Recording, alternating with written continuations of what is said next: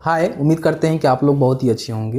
देखिए, जैसे कि आप सभी जानते ही हैं कि मैंने जो है बेल्ट्रॉन का जो भर्ती निकाली गई है डीओ की, उसके बारे में आपको जानकारी दिया था। आप में से काफ़ी सारे लोगों ने जो है कमेंट करके कहा हुआ है कि इसमें जो है थोड़ा डिटेल्स में बात करिए, इसमें जो है क्या क्वालिफिकेशन रहता है, किस तरह से हमारा सिलेक्शन होता है और एक्चुअल में जो भर्ती होती है वो सरकारी होती है या फिर संविदा के आधार पर होता है। और थोड़ा सा हम ये भी बात करेंगे ना कि आपका जो बेल्ट्रॉन होता है होता क्या है, क्योंकि आप में से काफ़ी सारे लोगों ने कमेंट किया हुआ है कि बेल्ट्रॉन आखिर है क्या, इसके बारे में थोड़ा सा हमें जानकारी दीजिए। क्योंकि इसके माध्यम से जो हमेशा बिहार में भर्ती आप देखेंगे किसी न किसी कार्यालय में डेटा एंट्री ऑपरेटर हो गया, स्टोनो हो गया या फिर आईटी संबंधित जो भी पोस्ट होते हैं उसके लिए आती रहती है। अब ऐसे में दोस्तों हम इस वीडियो में क्लियर करने जा रहे हैं कि जो भी बेल्ट्रॉन के द्वारा डेटा एंट्री ऑपरेटर के पदों पे भर्ती निकाली गई है, जैसे कि आप सभी जानते हैं, मैंने वीडियो बनाकर रिसेंटली आपको जानकारी दिया था, तो आपको पता होना चाहिए कि आखिर भर्ती किस तरह से हो रही है। ठीक है, सबसे पहले हम बात कर लेते हैं कि बेल्ट्रॉन है क्या। ठीक है, तो बेल्ट्रॉन जो है एक मैन पावर एजेंसी है जिसके माध्यम से क्या होता है कि भर्ती प्रक्रिया कराई जाती है। कहने का मतलब कि बिहार सरकार ने क्या किया हुआ है कि बहुत सारे ऐसे ऐसे कार्यालय हैं जहाँ पे संविदा के आधार पे भर्ती करवाती है।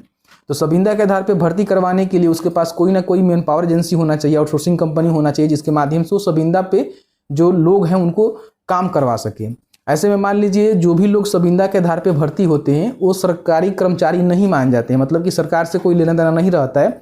सरकारी कार्यालय में काम करते हैं वो अलग बात है, लेकिन सरकार से कोई लेना देना नहीं रहता है। उनको जो डायरेक्ट जो भी मैन पावर एजेंसी है वो हायर करती है और वो अपने हिसाब से वहाँ पे भर्ती प्रक्रिया कराती है और अपने हिसाब से सैलरी वगैरह देती है। बेसिकली बिहार सरकार और जो भी आउटसोर्सिंग कंपनी होती है, जैसे कि बेल्ट्रॉन है, मैन पावर कंपनी है, तो उसका जो है टाई अप होता है, एक कॉन्ट्रैक्ट होता है कि हाँ इतना में जो है मैन पावर को हम उपलब्ध करवाएंगे। ठीक है, तो समझ ही सकते हैं कि थर्ड पार्टी कंपनी के माध्यम से आपका जो है भर्ती कराया जाता है, जो कि पूरी तरह से आपका जो है संविदा का जॉब होता है, यानी कि कॉन्ट्रैक्ट बेस का आपका जॉब होता है। इन बातों को ध्यान रखिएगा, ये सरकारी कर्मचारी नहीं होते हैं, सरकारी नौकरी आपका नहीं होता है। सबसे पहले तो आप ये क्लियर कर लीजिए, क्योंकि काफ़ी सारे लोगों को ये लगता है ना कि बेल्ट्रॉन के माध्यम से हमारा भर्ती हो गया तो हम सरकारी नौकरी में है। ऐसा कुछ नहीं है दोस्तों, आप भी एक कॉन्ट्रैक्ट बेस पे काम कर रहे हैं, संविदा के आधार पे काम कर रहे हैं और कहीं ना कहीं थर्ड पार्टी कंपनी के माध्यम से ही काम कर रहे हैं। आपको किसी प्रकार का जो सरकार का भत्ता होता है ना वो आपको नहीं दिया जाता है। ठीक है, हालांकि जो भी लगते हैं वो 60 साल तक काम करते हैं, कोई भी दिक्कत नहीं है, लेकिन आपका सरकारी नौकरी नहीं होता है। सबसे पहले क्लियर हो गया। तो बेल्ट्रॉन क्या करता है कि जो भी भर्ती होती है उसकी सारी प्रक्रिया को कराकर एक पैनल तैयार करता है। ठीक है, और उस पैनल में से जब भी बिहार सरकार को किसी भी विभाग में भर्ती करवानी होती है, बेसिकली कुछ ही ऐसे पोस्ट होते हैं जैसे कि डीओ हो गया, स्टोनो हो गया, आईटी से कुछ संबंधित पोस्ट हो गया, तो वहाँ पे जो है मैन पावर को उपलब्ध करवाता है। तो ऐसे में अभी देखेंगे ना तो बिहार में अलग अलग जो कार्यालय होता है, विभाग के कार्यालय होता है या फिर निकाय होता है, उसमें जो है डीओ के पदों पे भर्ती को लेकर बेल्ट्रॉन के माध्यम से रजिस्ट्रेशन प्रक्रिया यहाँ पे शुरू किए जाने के लिए नोटिफिकेशन आया हुआ है। आपका जो रजिस्ट्रेशन होगा 20 फरवरी से होगा, जैसे कि मैंने वीडियो में आपको क्लियर करके बताया हुआ है, और बाकी आपका जो लास्ट डेट रहेगा 15 मार्च तक रहेगा, यानी कि 15 मार्च तक जो है फॉर्म को आप भर पाएंगे। और फॉर्म को भरने से पहले आपको समझना चाहिए कि आपके पास एलिजिबिलिटी क्राइटेरिया क्या होनी चाहिए। ठीक है, कितनों पदों पे भर्ती होगा, सैलरी कितना मिलेगा, एज लिमिट क्या रखे जाएंगे और किस तरह से आपका जो है सिलेक्शन होने वाले हैं, तो सभी जानकारी को हमने इस वीडियो में कवर किया हुआ है, तो प्लीज़ वीडियो को लाइक करिएगा। सबसे पहले हम बात कर लेते हैं कि इसमें जो है क्वालिफिकेशन क्या रखे गए हैं। क्वालिफिकेशन की हम बात करें तो अगर आपने इंटर पास कर लिया हुआ है, मीन्स 10+2 पास कर लिया हुआ है, आपके पास 1 वर्ष का जो है कंप्यूटर में डिप्लोमा है और आपके पास टाइपिंग की जानकारी है, तो फॉर्म को भर सकते हैं, कोई भी दिक्कत नहीं है। अब यहाँ पे देखिए 1 वर्ष का जो कंप्यूटर में डिप्लोमा होता है ना, एडीसीए जो किए हैं उनको माना जाता है। ठीक है, तो अगर आपने एडीसीए कर लिया हुआ है जो कि 1 साल का होता है, जैसे कि advance diploma in computer application, तो आप फॉर्म को भर सकते हैं, कोई भी दिक्कत नहीं है। टाइपिंग का सर्टिफिकेट आपको देने की जरूरी नहीं है, क्योंकि आपका एडीसीए में ही टाइपिंग टेस्ट कराया जाता है, टाइपिंग का भी उसमें मतलब जिक्र होता है। तो इस तरह से 10+2 प्लस आपने एडीसीए और टाइपिंग की जानकारी है तो फॉर्म को भरेंगे।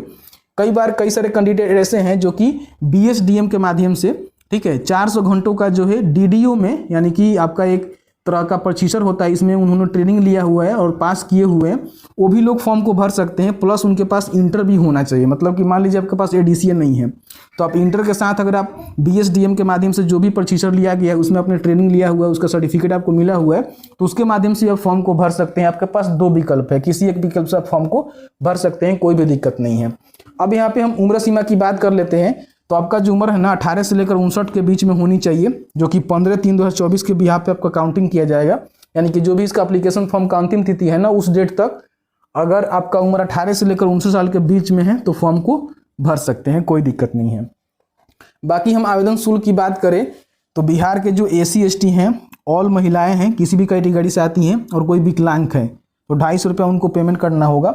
बाकी जनरल हैं, अदर स्टेट से आप हैं, BC EBC हैं तो आपको जो है 1000 रुपये का पेमेंट करना होगा।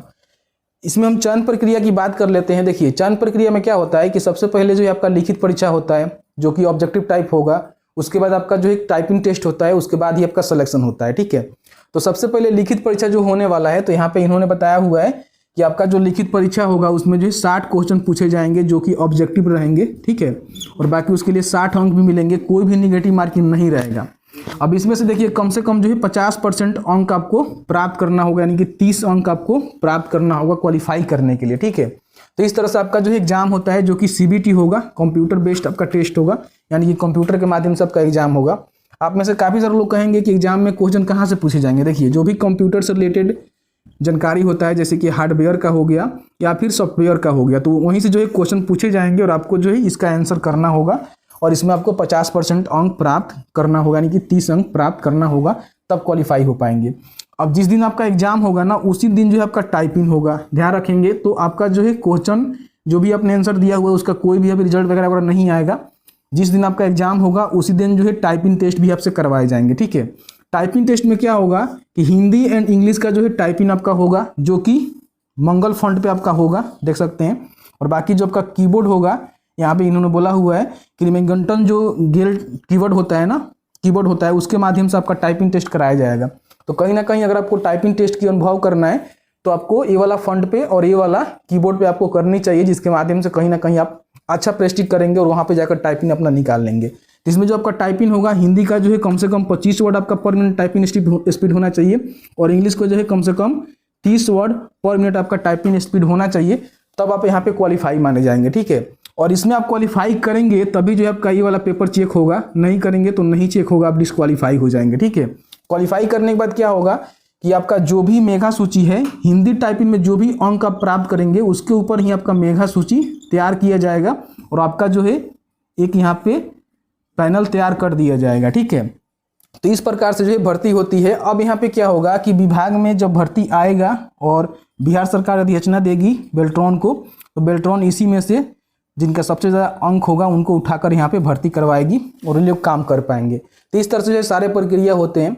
इसमें देखिए टोटल पोस्ट कभी भी मेंशन नहीं होता है, क्योंकि समय समय पर भर्ती आती है, पैनल में से भर्ती होती रहती है, तो इसमें टोटल पोस्ट का कोई जिक्र नहीं होता है। तो टोटल पोस्ट कोई है नहीं। जब भी भर्ती आएगा, विभाग की तरफ से अधिसूचना आएगा, तो बेल्ट्रॉन यहाँ पे भर्ती करेगा इसी जो पैनल है उसमें से उठाकर। ठीक है, बाकी यहाँ पे सैलरी की हम बात करें तो अभी देखेंगे तो नोटिफिकेशन में सैलरी की जानकारी नहीं दी गई है, लेकिन इतना समझिए कि 17 से लेकर 18,000 सैलरी जो आपको पर मंथ यहाँ पे देखने को मिलेगा। हो सकता है कि नया वाला में आपको ज़्यादा मिले। ठीक है, तो इतना आपको सैलरी मिल सकता है। तो मैंने जो ऑलमोस्ट आपको सारा जानकारी बता दिया है। बाकी आपको फॉर्म भरना है तो 20 फरवरी से आप फॉर्म को भर सकते हैं, 15 मार्च के बीच में।